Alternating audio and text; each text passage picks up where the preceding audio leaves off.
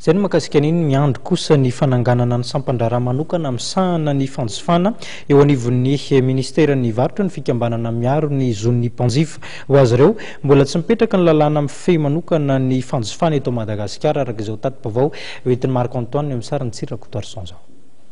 Anisan'ny ezaka napetraky ny filoham-pirenena sy ny Prime Ministre vaovao ny fametrahana ministera isana amin'ny fanjifana hoy avy ao amin'ny fikambanana miaro ny zon'ny mpanjifa na ny réseau national de défense des consommateurs. Noho izany ary dia miandry ny fametrahana ny sampandraraha manokana misahana izany fanjifana izany izy ireo. Efa misy ny organigrama mandehany amin'izao fotoana zao ka itianay mpikambana atao amin'ny mpanjifa zon'ny mpanjifa izay angadina ahitana sy vinahitana ny ministeran'ny consommation io mba hametrahana direction générale an'io ministère de la consommation io.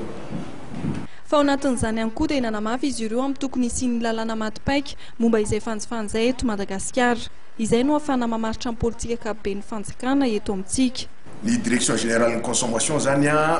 misahana mametraka mihitsy mitondra ny politique nationale de la consommation eo amin'ny ministèran'io du commerce de la consommation io satria izay ny zavatra bangy eto amintsika. Zany hoe mitondra an'io hoentina amin'ny ministre hoe ity io direction générale de consommation koa mitondra ny loi sur la protection des consommateurs satria mialatsiny fa tsy nisy niara nieritreritra an'izany eto fa loi sur la concurrence fotsiny niasana saina zany hoe miresaka commerce fotsiny zay ka matoa zay nangataka an'io ministère io sady nangatana tokana azy fa mitambatra mo zao dia manana ny vina tianaina tsara na fiainan'ny mpanjifa ary mbola tsarina fomba fitenay hoe tsy misy tsy mpanjifa na iray aza dia mbola petraka izay hoe alao itokana ny consommation